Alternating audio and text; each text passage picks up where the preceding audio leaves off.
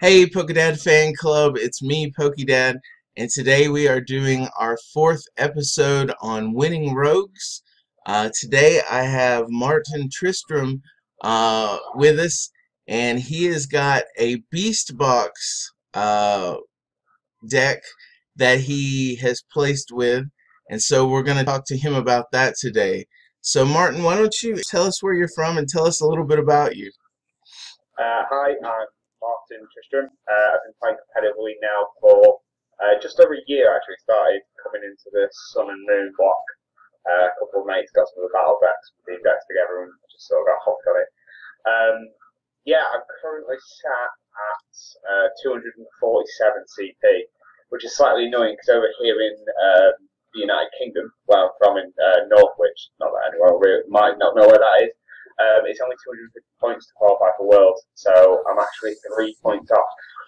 I Wow. am like, yeah, a top two and a top four in cups this quarter, so it leaves me one last cup next weekend, or I'm not sure when this will be coming out, so it might have already happened. I have to get a top two with this.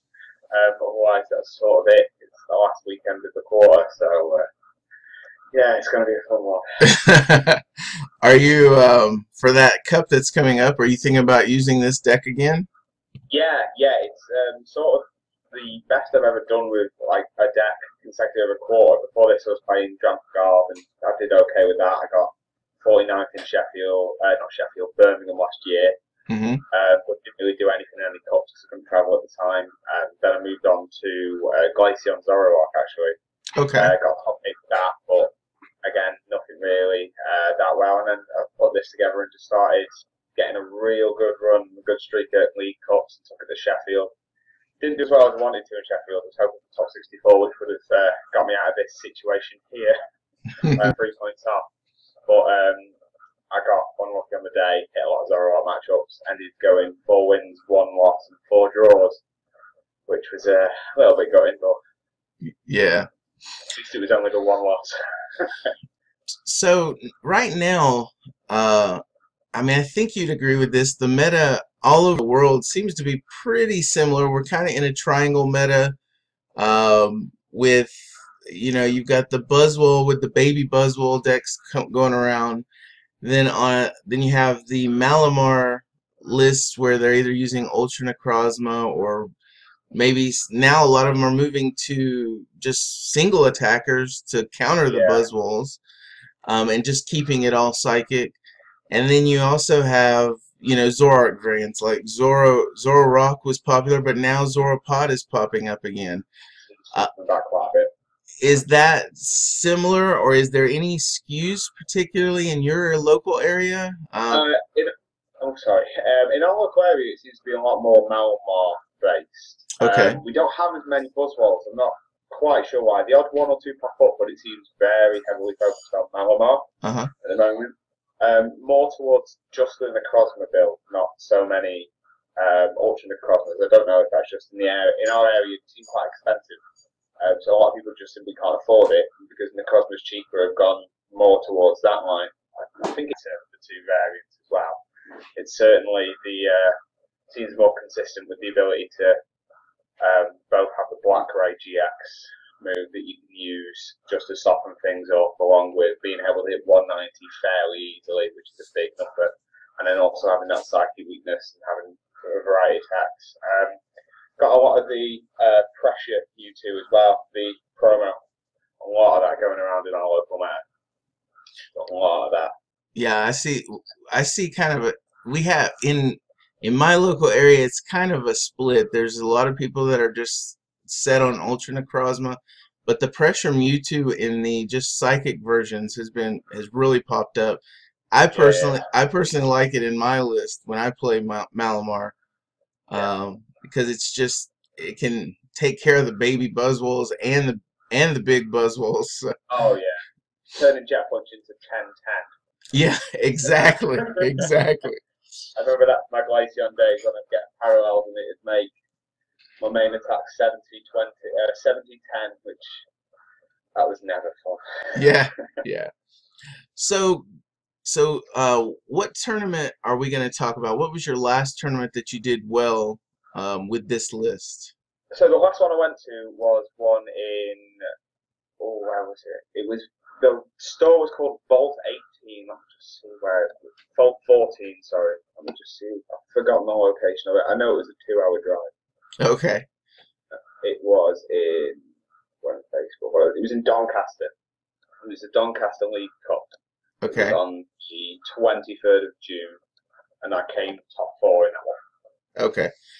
All right. So as of this recording, just a couple days ago. Yeah. Now, why? So thinking about the meta that we talked about, how did you decide on playing Beast Box? I mean, I think in general, okay, I think most people would say, "Oh, Beast Box isn't good. Naganadale's weak to Psychic." Yeah. So, how did you come up with this idea? So the premise of this is I went to one of the special events in Tours, and it was on the 19th of May, and it was the first time the set had become legal. And going and seeing that tournament, there was a lot of Buzzwole knocking around, and there wasn't really a lot of people were trying out Ultra Necrozma and Malware, but the lists weren't like put together properly, and there wasn't a lot of sort of optimizing of the lists. But Buzzwole seemed to be getting there a lot quicker. Mm-hmm. So I looked at Naganadale, and I'd already got a couple of them, and I was like, the fact that this could have one energy on it and be able to hit for 100 really easily with just one layer on the bench made me think that it was going to be like a really strong against the Buzzwoles, and if that's the main deck going forward, being able to counter that makes it easier. Okay. Get a lot of wins in the bank, and then I looked and thought, right, so if I've got the Buzzwole matchup down, I need to have the Zoroark matchup at least be 50-50 so I can win it. So I tested this out with Buzzwole first, and it was okay, but because you've got two sort of one energy attackers that are conflicting against each other, you might as well just play Buzzwole at that point with Mew in. Like, the Naganadel was just too slow, it was making it clunky. So then I went to the metal variant, but I found that its attack costs were too high. So getting the 3 energy on it, you sort of needed to give away in Naganadel. And the way this deck performs very well is even though it seems counterproductive to want to take the first 2 prizes because you give them their beast rings, your swing turn, once they give you your beast rings back, is a lot bigger. You need to take the first 2 prizes with this deck. And it sort of struggled when you were having Dust Mains out because you need 3 energy on it even just to do 60 with Course Slash. And that's how I sort of stumbled upon Ultra Necrozma, because it's the in-between of the two. It's very easy to just get one attachment, one max elixir on this, and you can hit for around about 130, which you're using this as your big one-hit KO. The idea is you get in the Naganadel up front, you start softening things up, because Ultra Necrozma sometimes, there's been so many games that I've seen where the reason the Ultra Necrozma deck hasn't won is because it's with the choice band or it's with this extra energy. Whereas with Naganadel, you're hitting the Buzzwole for weakness, but also in certain matchups, even though Zoroark's got resistance on you, just putting 80 on it so that your Ultra Necrozma can come in, because Zoroark can never really one-hit KO you, except your Dawn Wings due to weakness. Right. It allows you to sort of put damage about. You've got various other little counters in here for the Zoroark match, because that's probably the hardest match of this set. Zoroark with Lycanroc is definitely the most difficult. Okay. Just because there's a lot of 200 and 210s in there, and that's what the baby Dust Main's for, to try and get some early damage on them so you can just be able to take KOs, because all they really need to do is Lycanroc up and Ultra Necrozma on your side. If they take that out, it's very difficult for this set to hit above 120. It does really benefit from hitting a lot of things for weakness. The Malmar match is sort of, it's kind of 50-50. Like, because we're so quick with this deck, if you can if they don't turn on Bridget and you can take out stuff quite quickly, then you're fine. If they turn on Bridget and get out 3 in case, just ignore them, just take out their attackers as quick as you can. It's not worth you wasting your goodness to target down in case, because they'll just build up the Dawn Wings and then just sort of run through you. Yeah. The Buzzwole match, that's relatively easy, to be honest. I've never particularly struggled with that one. You have to be a bit cautious of their beast rings. I've lost the game to Buzzwole where I hit 4 beast rings in one turn on me. Oh, That wow. yeah, that was the first round of Sheffield. That was particularly unpleasant. Didn't win that one. Didn't matter how many of the Gandalf I had set up.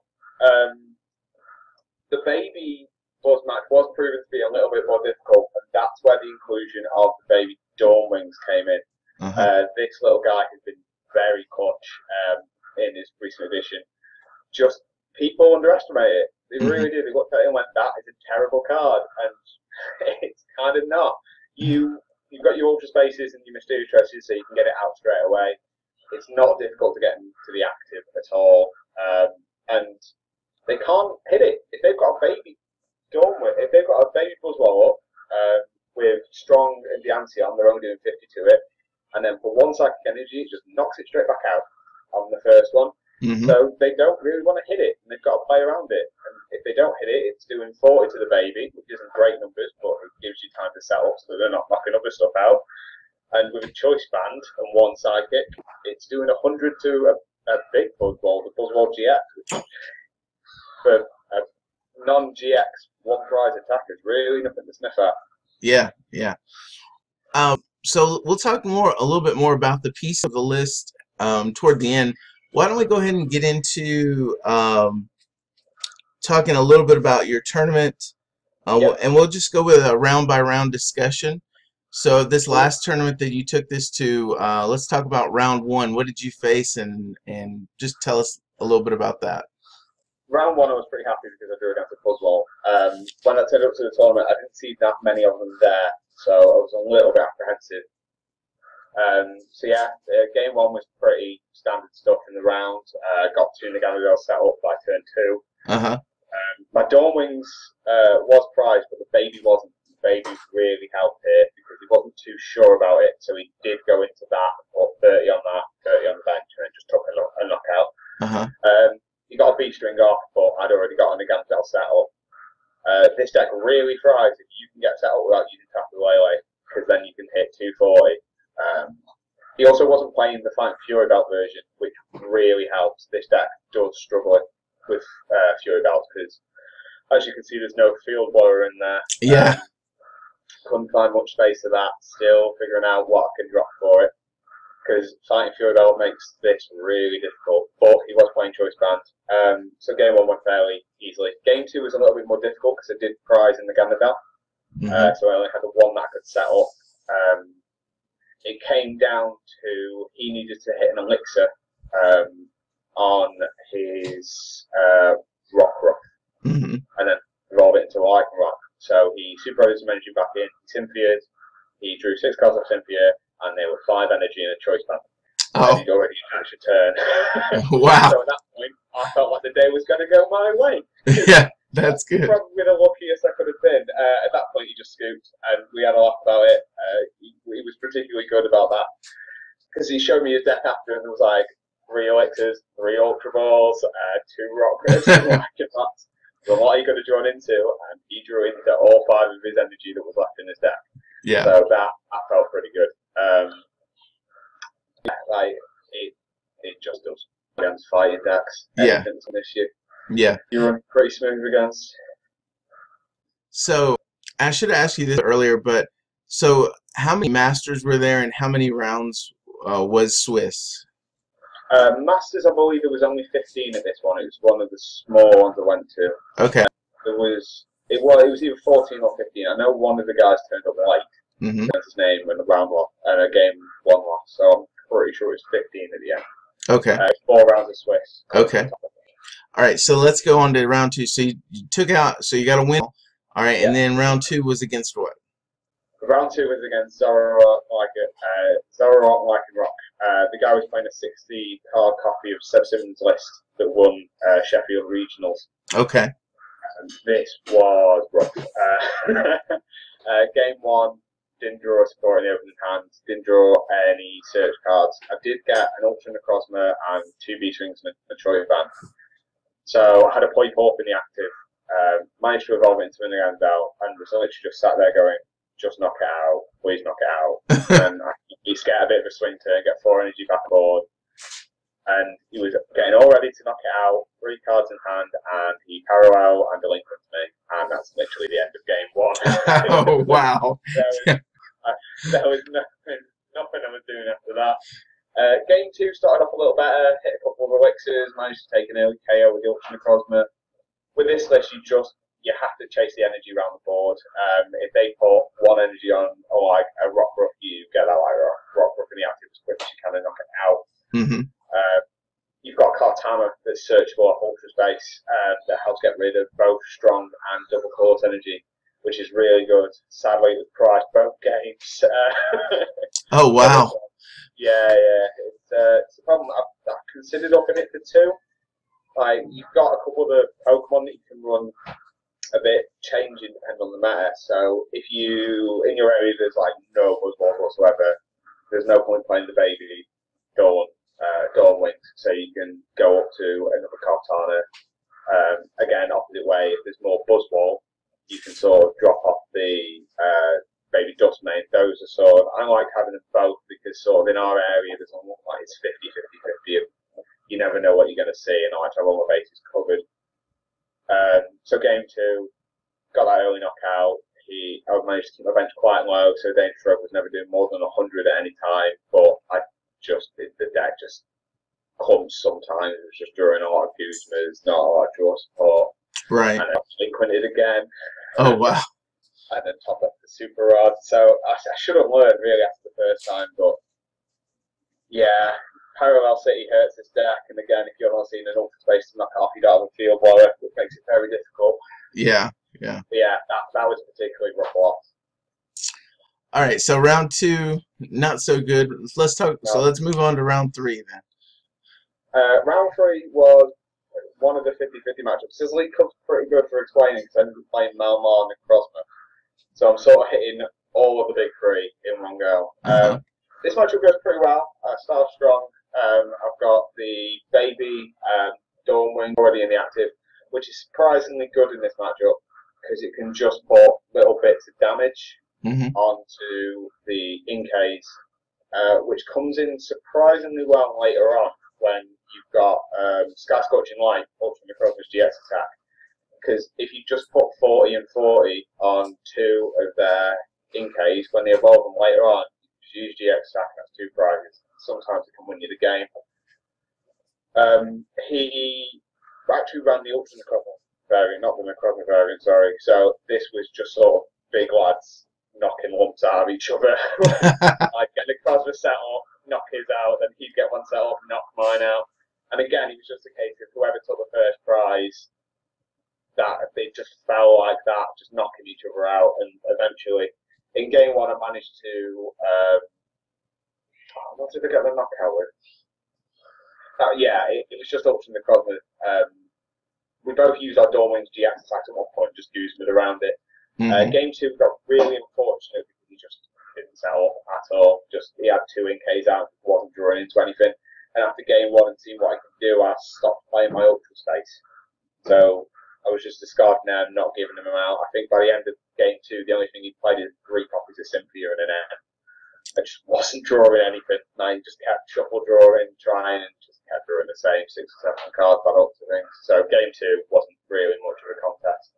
Yeah.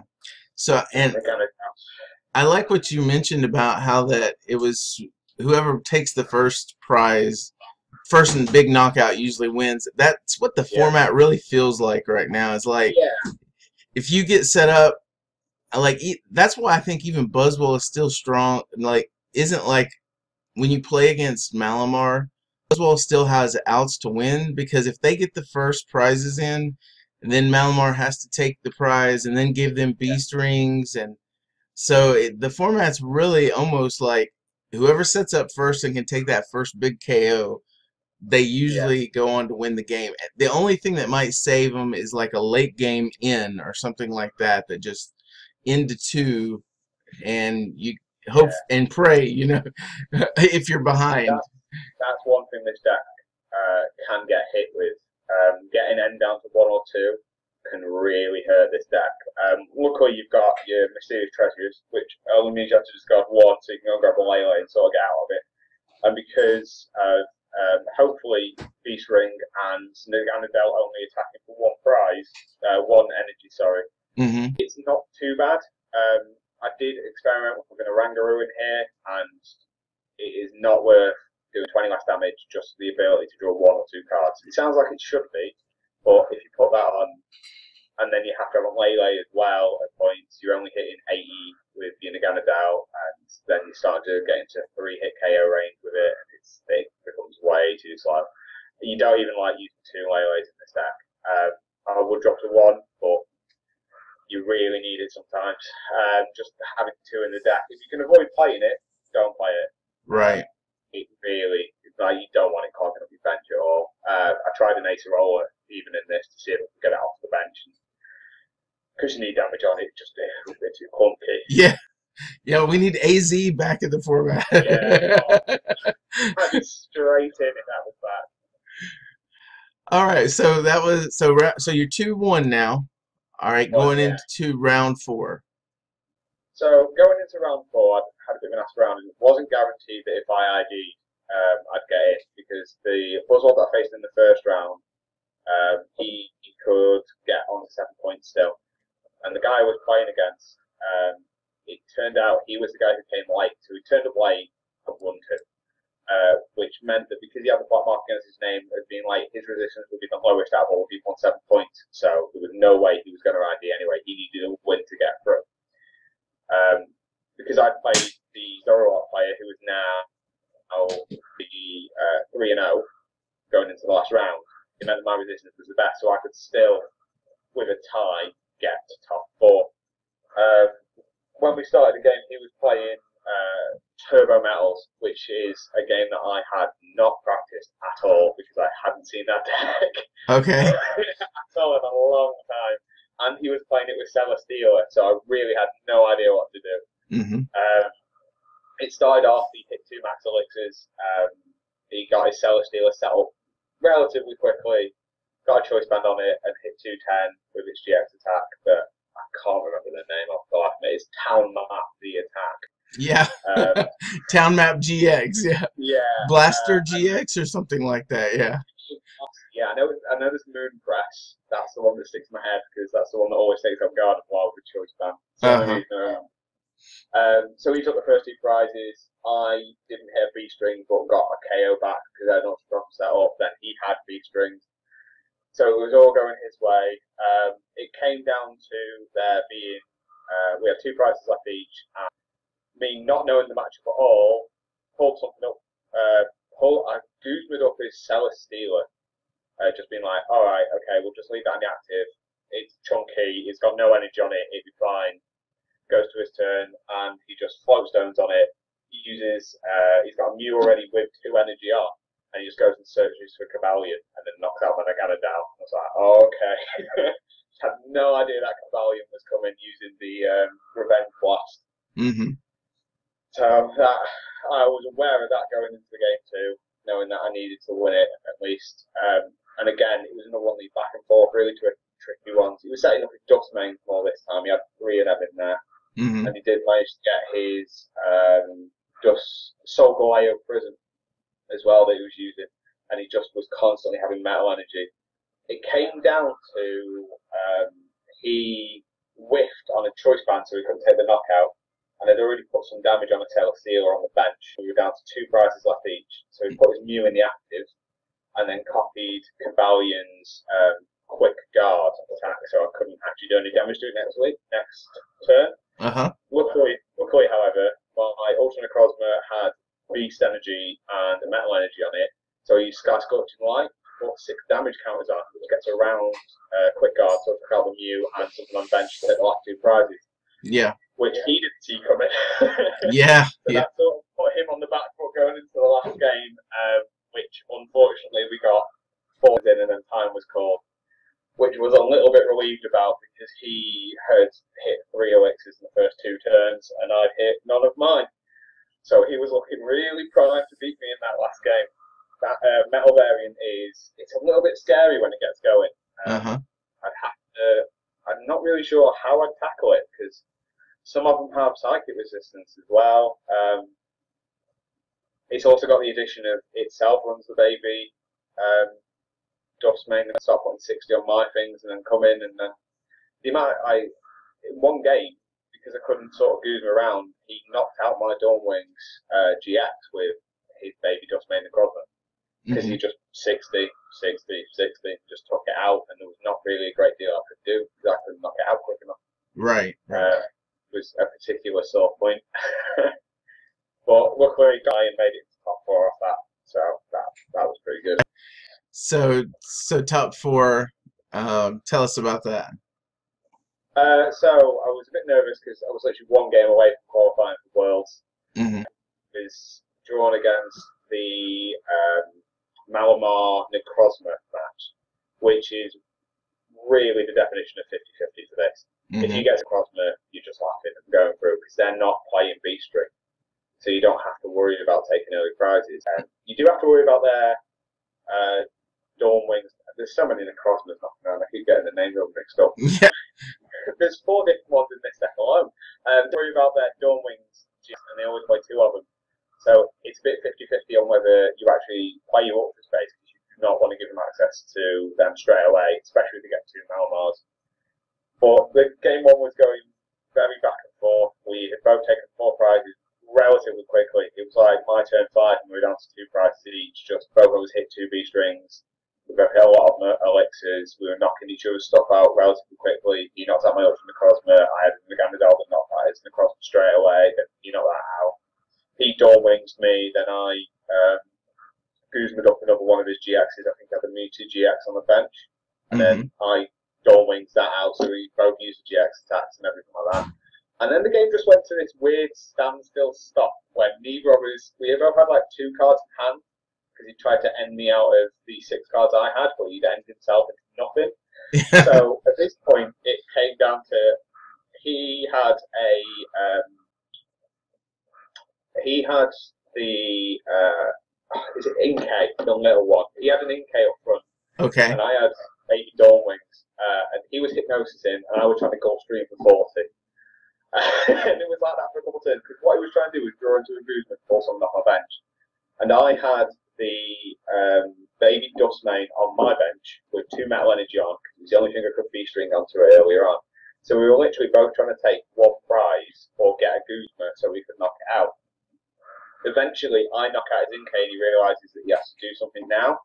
He can't wait for his Guzma anymore. So he brings up his Necrozma, knocks out my Dawnwings, which allows me to bring up the baby Dustmane, attach just a psychic energy to it, and then do 230. No, 200, sorry. I had the beast energy on it. So it hit 230, knocked out, and I took that game. And to be honest, it felt really good knowing that in the tournament I'd now used every attack in the game. I used Happy Cure at one point. The only thing I hadn't used was Stinger GX, which is mainly there for good injury, but I'll talk about that in a bit. Game 2, he just got settled too quickly, sort of steamrolled me. Like, he took an early knockout on my Ultra Necrozma. I'd prized the other. I just wasn't seeing anything. I managed to get down to 4 prizes because Naganadal can just knock out Necrozma fairly easily, but that game, he was 1 turn ahead, and it came to a point where I could take a knockout, go down to 2 prizes, and then he'd just double psychic knockout, whatever. So I just scooped that one and went into game 3. Game 3 was really back and forth, like really slow. Both of us being wary. I didn't play Ultra Space so I can get stuff out quick. I hit a couple of elixirs. We'd both taken a couple of prizes, and then time got called. Now, the way it was going, we had both taken 2 prizes each. So the ruling was at the end of 3 turns, whoever had the least amount of prizes would win. There was no sudden death, it was just that. And he managed to knock out a Poiple. And I couldn't get a return KO. So he beat me 3 prizes to 4, and that knocked me out, which was a little bit gutting. Because there was a couple of times where I just down, couldn't search for it. Which was a little bit sore, but I felt like I could have taken that 3rd game if it had gone to time. I sort of played a bit differently, knowing it was sudden death, and I sick them all the way 2 ends and 2 Symphias, which I wouldn't have done. It wasn't sort of, I need to get something now, and the deck just sort of, it drew a lot of float stones, super rod, and 2 ultra bases, and just gone, and it would have been a different story, but yeah. Yeah. I know that feeling of sycamoring away a bunch of supporters. I was playing in a cup yesterday, and I had 2 sycamores, 2 Cynthias, and an in hand. And part of me was saying, you know, play conservatively, just play the Cynthia. But I was playing against Buzzwole, and they had taken a prize already, and I was like, I have got to get this Dawnwings Necrozma online.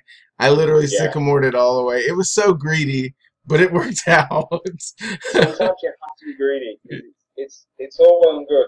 I realised that very quickly, because when I first built this list, I wasn't doing well with it, because I was favouring the Cynthia over the Sycamore. So I'd Cynthia away, and then I'd draw at least 3 of the same cards back, and be like, it just feels coggy and clunky. Yeah. And then you start doing some brave Sycamores when you got 2 ends in your hand, and then you're just hitting into Poipole, Ocean Necrozma, double max Elixir, and you're like, oh we can get something cooking now. So many times I did what looked like the riskiest 7-card hand Sycamores. I just don't want any of this right now. Yeah. Like, it just... That's why I've gone up to the 4 Guzma. This originally did have 3 Guzma in and a field blower. And there was so many times where I'd done a really aggressive early Sycamore, and it come to sort of the last 2 turns in the game, and it was just missing that Guzma. But I had field blower. And at the time, fighting Fury Belt wasn't that big of an issue, and arguably still isn't as long as it's on a psychic or a fighting Pokemon with psychic weakness. Because if you can get the 120 or even 110 in a 100 with a choice band, it's fine. Right. But I was still quite new to the deck, so I was putting float stones on the Ganadels at first, thinking you just want them as your big switches, hit, do 120, switch it out. Never put a float stone on the Ganadel. It needs to hit that one. It needs the choice band on like a lot. It's got 1 retreat cost, so you're losing 1 energy at most compared to everything else that's got 2. Just don't bog it down with a float stone unless you desperately need to get it out of the active or you're really energy starved. Okay, let's kind of shift gears a little bit now and talk about some of the individual cards. And I know you've mentioned a lot of these throughout the tournament run and in the beginning, but let's kind of just so I guess Ultra Necrozma, that's your big OHK. You know, you're just taking OHKs with that. But let's talk a little bit about the babies, like the Duskmane baby and the Dawnwings baby. And you mentioned these a little bit, but what scenarios do you see them being used the most? So these are mainly matchup tech dependent. So with the baby Duskmane, we'll start with that one because I think it's the one that comes up first. This one's mainly for the Zoroark matchups. Okay. Just the ability to put 60 or onto something on the bench, soften it up. Hitting 210 with this deck can be difficult at times. If you can get an early Ultra Necrozma down with an energy attachment and a max elixir, it's not too bad. But that isn't the most consistent thing to do possibly. But having Ultra Space, it can just search it out, put it in the active, even if it's doing a bit of sort of dodgy math, but if you manage to get Beast Energy and a Choice Band on this, it's hitting 120 to their actives. That's nothing to sniff at for just 1 energy. Yeah, wow. You can also help sort of work out numbers. So if you whiffed an energy of Ultra Necrozma, you don't feel too bad about only doing 130 to attack into a Buzzwole, knowing that you've got a baby later on that can just come in, touch a metal, pop, get rid of that Buzzwole on the bench. The fact that it can hit the bench as well is really helpful. You can put people in a lot of pressure. There's been games against Zoroark that I've won where I know he's a bit energy starved. I've used with one of them and just started dinking away at Lycanroc stuck on the bench. And it puts them in a really awkward predicament where they've got to use what is damaged or just they end up losing it. Which sort of hurt when someone did that against me with my Duskmane. That's why it was a particular sore spot. I'm getting Duskmane back. The Baby Dawnwings is the newest edition, actually. This idea I got from the people over at ARG, because the day after Sheffield I saw that, I'm sure his name is Jose Morario. He's a big player. Apologies for getting his name probably incredibly wrong, but he's part of Team ARG, and I saw that he posted a fairly similar list to what I've been running for the past month. The only difference he had is he didn't use the Baby Dawn Wings, he used a third Naganadel, which I disagree with quite a bit because I never think you need more than 2 Naganadels. In some matchups, they're such a liability. Like 210 seems like a big number. It's not when they've got hit for weakness. Yeah. Like, things can hit that really easily. You want, especially in Sheffield, actually, I faced off against the one prize attacker version of Malmar, and the fact that that game was a draw was astonishing because he should have just swamped me because I didn't have the baby in at the time. So anytime I was getting any remote bit of damage on, he could just take knockouts really easily. He sort of misplayed and put 2 Lele's on his bench, which was the only thing that gave me the out.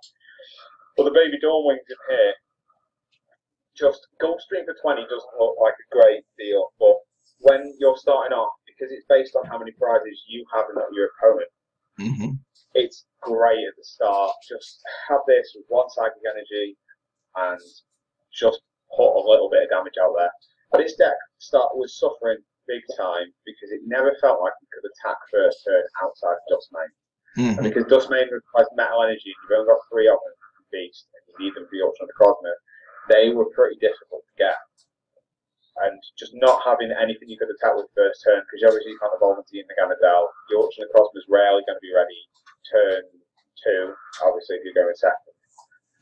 There's odd times where it is and stuff like that, but you just wanted something that could put a little bit of damage. So if they go first, have a baby Buzzwall in the active, you go first, you've got this in the active, stick an energy on, put 40 in a Buzzwall, puts it down to 90, makes it less of a worry, because hitting 130 can be a little bit awkward for this. And then they're in the awkward position where, do I attach it to their Baby Dawn Wings, knowing that it can then hit me harder backwards, or do I just pass? Because Sledgehammer is surprisingly not that threatening if it's only doing it for 30, and it means that you're going to get a knockout next turn. Exactly. I think this card does. I'm sorry. I was just going to say, I think the thing I love about this card the most, and especially in a deck like this, is that it's a win-win for you. Because, okay, if they attack, then all right, you get a KO. If they don't attack, you get a tempo. It's like you get a free turn, you know? So if they don't attack, you can go straight to the Ganadel. And that's literally what you want to do against Buzzwalls. You want to make it stall for 1 turn. Because if a Buzzwall fire, whenever we're playing Buzzwall, it always beat me if it was running not even necessarily hot. If it was just on tempo, it would win. Right. You always felt like you were 1 turn behind it because it could jet punch you turn 1 and then it could really get going. And then you'd knock it out with the Ganadel and it'd have a beast ring.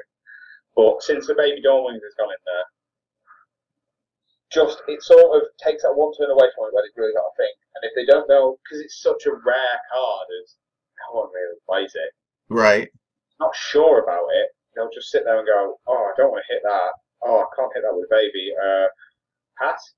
And then straight away, you're now back and you've been able to get the Ganadel set up so you can pull something off the bench. Or you can just attack with this again and just put it back in their court. It's like, I'm just going to keep hitting you for 40. Like, this is a 1 prize attacker. It's not.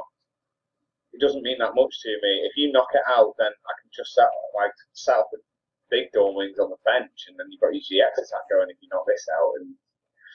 And then knocking it out as well means that if you knock out a GX, you skip past the 4, which this really did struggle doing. Like, making it so that you're only on 4 prizes was difficult for this. Yeah. The Sledgehammer, but there's so much I like about this card. It sort of feels like going over the same old bits because like it's an Ultra Beast, so it works with the Ganadel. It gives you something else to Beast Ring onto. You can actually use its Swords of Dawn attack. It's not the best doing 130 having to discard 2 with the energy, but it can come in clutch at times. Like being able to do 260 to a Buzzwall for a non-GX is pretty nice. Yeah. I mean, and so, if it's game winning, who cares if you have to discard the 2 energy, right? You get some out of beast ring territory, I'd still recommend do it. Like if they're on 4 and you've got nothing else and you're thinking, oh, but I'm going to lose 2 energy. Lose the 2 energy because otherwise they're going to search their deck for 4 and then you're going to be in a real world ahead. So let's talk about, I think a lot, like, okay, let me ask you, did you ever Blade GX for game? Yeah, so much. It is the best feeling in the world. Just Blade for game is my favourite thing. I want to get a French version of Cartana because Blade GX in French is called Lane GX, which for some reason is even funnier. One of my friends, Top Hall, has a full-out French Cartana, and I really want it. Late the game. All right, now you've mentioned that Stinger GX is used in the Greninja match. Like, how does can I would think Greninja's unfavorable? Is it or is it not? It is. You've got no Giratina promo because Giratina is not Ultra V, so you don't really want to play it. Right. So it's unfavorable. But Greninja's own worst enemy tends to be Greninja and not really what you're playing. Right. So while it seems a bit counterproductive to put it to free prizes, you're also putting yourself to free prizes. So if you can literally just get a Poiple, get an energy on it, and hit a Max Elixir, and then turn 2, just go Stinger GX, straight down to free prizes. They've probably just about got a Greninja set up at that point. They've got no breaks out. Yeah. Even if you run hard and got a couple of Viva Sodas, you've got Greninjas there ready. This deck is quite ability proof. Like, then Shadow Stitching, it's not the end of the world. You lose your Tackle Lele, which you don't really want to be playing anyway. You've got 10 draw supporters in here, so you should be able to hit at least something like that. Right. And then you've also got Slice Up, which you lose, which is a bit gutting because it would be nice to slice up the splash energy, but it's not that much of a problem. But now you only have to take 3 KOs drop 6. Okay. Which is quite easy because you can just Guzma throw it. Like, hitting the 170 doesn't feel as bad with an Ultra Necrozma and discarding 2 energy if it literally puts you down to where you only need 2 prizes left to take. It feels really bad doing it turn 3 if you go, right, I've discarded 2 attack energy and now I've got 5 prizes left. Right. Yeah. It's a risky one, but it has worked every time I've tried it. Well, that's good. Wow. It tends to brick a little bit. So you just go Stinger, you're shuffling their prizes back in. You're clogging the deck up more because you're putting 3 extra cards back in their deck. Right. It could just be cards that they don't really need at that point. Could be an extra Brooklet Hill or something like that. Mm-hmm. And you just want to be really aggressive with your own Sycamores. Like, you don't need any of the baby Pokemon, you don't need Cartana. Dawn Wings is questionable whether you need that or not. You just want to get an Ganondorf out, get as many Ultra Beasts on the bench. Don't worry about playing Lele if you can't. Like, it seems odd. You think, oh, play Lele, grab a support, I don't need them, Sycamore away. To be honest, just Sycamore away the Lele. You need the full 6 on your bench to be able to do it. Get as many Poipoles out as you can. Try not to burn your Super Rod, because you will need that. Yeah. Because they're not able to hit 210 relatively easily. Like, they can do Giant Water Shuriken and Shadow Stitching, and they can sort of almost get there. Ultra Necrozma is a bit of a liability, but you want to just be, don't worry about getting the one-hit KOs with it even, just get to, if you can get a metal and a psychic on it, just go for it, do 100, do 100, do 100, do 100. Right. Just chip play me as quick as you can against Greninja. Mm-hmm. Okay, that makes a lot of sense. Well, so you got another cup coming up. Yeah. Any tweaks that you would make from this list, or is this the same 60 you're gonna run? I really want to get that Field Borrower in. It's been going in and out. So when I started playing this originally, it only had 3 Guzma.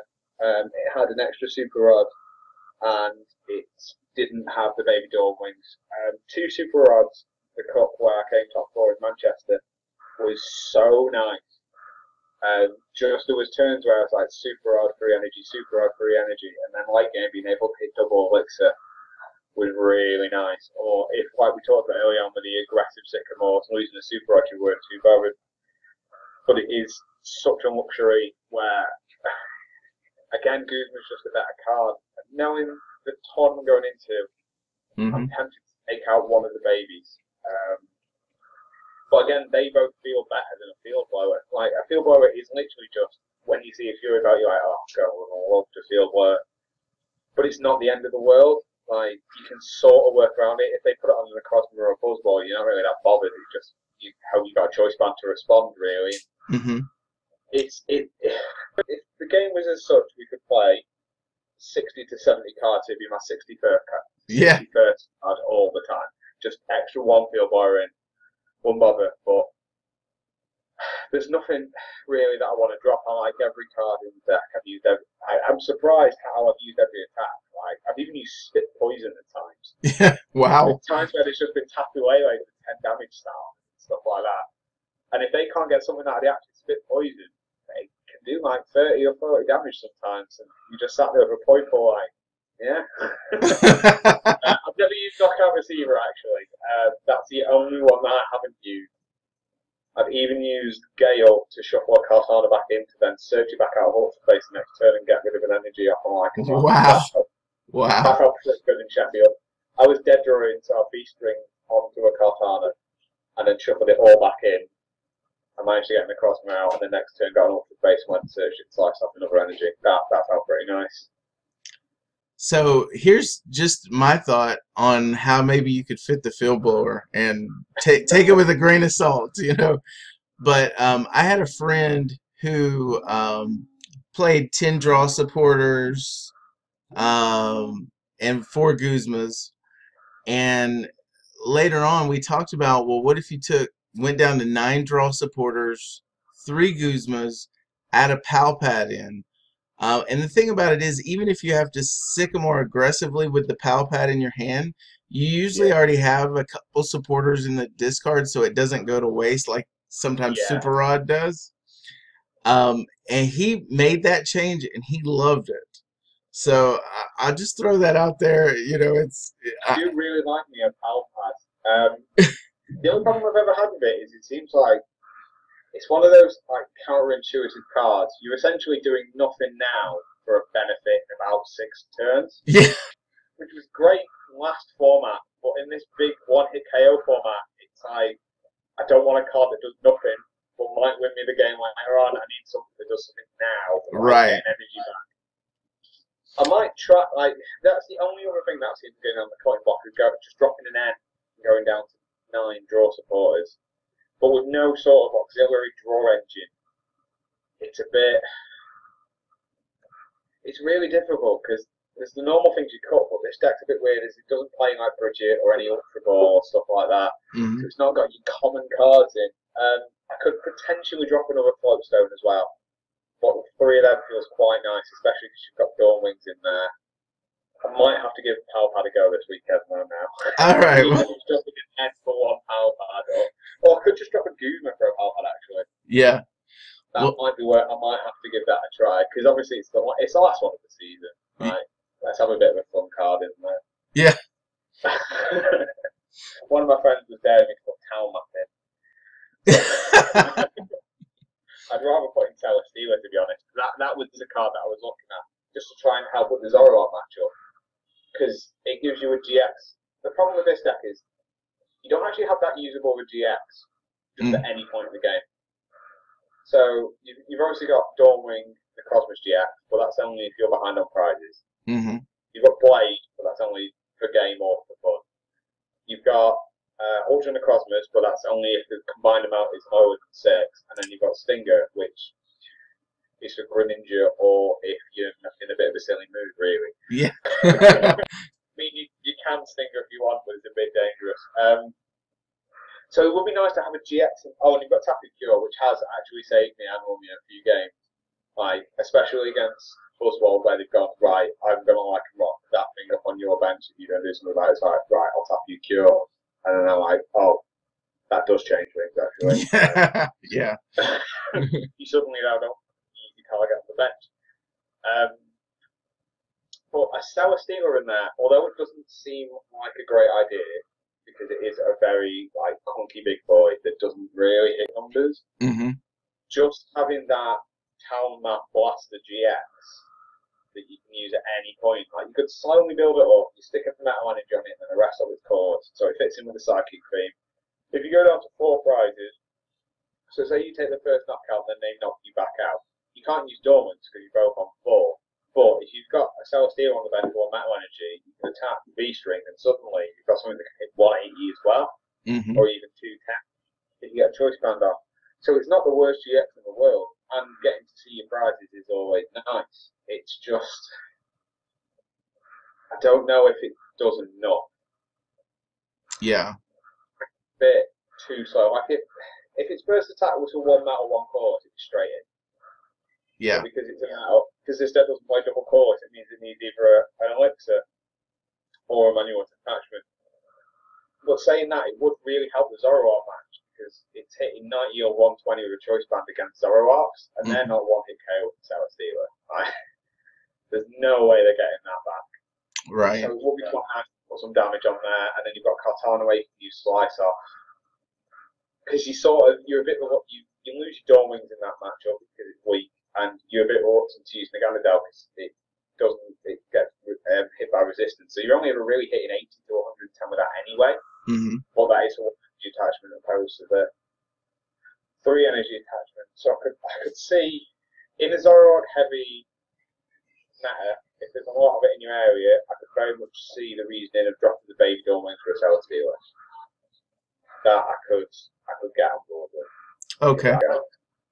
I'd find space with Palpite because Palpite's always fun. All right. Well, Martyn, that's all the questions I have for you. I appreciate you coming on the channel, sharing your list, and telling us about telling us about it.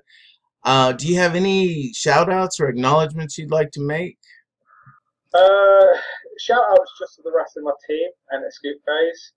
We recently had Sheffield Regionals had a few members of the team, Tom and Joe, get their first ever day 2, which was really good. And we had a couple of members who were attending their first regionals, Tomo, Chris, and Jack, who all did really well, got very good records. Jack got himself 5 wins and 4 losses, and Tomo got 4 wins, 4 losses, draw, which for their first event is very good. I forget Chris's record, but I think he was 4-4-1 as well. And considering these guys have all they've been practicing hard, they've all only been playing for about a year, they're all doing really well. We're not like the biggest team. We don't like have a website or YouTube channel or anything like that. But yeah, in all local matter, we all play together and we're all supporting each other, and we're really trying to make a proper good go of this. Shout out to Apex Gaming as well. Tom Hall and his shop in Bristol. Met him on a trip to France. One of the funniest dudes I've met, and it's been a pleasure to be around him every time. I think he's the guy who sponsors tours as well, so a lot of people know him. Yeah. real funny dude. Just a shout out to everyone that we went to Sheffield with. Honestly, it was such a fantastic weekend. Had a proper laugh with everyone. Also a shout out to, what was his name? I believe his name was Kiko. Let me just bring his name up. He was the one who sort of gave the idea for the list as well at the same time. Yeah, it's Kiko. His first name is Kiko Dia, but I don't think that's his real name. Like on mine, it's my real name on Facebook. But I saw him do well. He came third in Tour's special event with Beastbox Naganadel. It was him I played round 1, and I was playing Escangal, and he properly smashed me with Naganadel. Really just showed me what you can do with a couple of Ultra Beasts and a Psychic weakness. And that's where I sort of got the idea of putting this together. So shout out to him for showing me that Naganadel really don't sleep on this card. Especially going into post-rotation where everything is going to slow down. If you can hit 120 on turn 2, you're going to be having a fantastic day. Yeah. All right. Well, thanks again, Martyn. PokeDad Fan Club, give Martyn a like for this list. Can I shout out my Twitter? Oh, yeah. Go ahead. Shout out to Twitter. I do have a Twitter where I post either really bad puns and jokes or Pokemon stuff that I'm doing. It's at King Smudge. I'm not sure if you can put it on the screen or not. It's the same one as my Skype. So I'll leave that one to you in post editing if you're able to do that. Okay. But, yeah, drop me a follow on Twitter. Message me any questions you've got about this deck. Also, any questions about anything upcoming. Just always happy to have a chat. Always got my phone on me. All right. Well, sounds good. Anyway, yeah. So message Martyn. Leave us a like on the video. And also, if you have any comments, I'm happy to respond. And Martyn will probably be watching the video and looking at the comments so he can respond to any questions that you may have. And also leave us any other rogue when any other rogue deck ideas that you would like to see on the channel. Until next time, we'll talk to you later. Bye.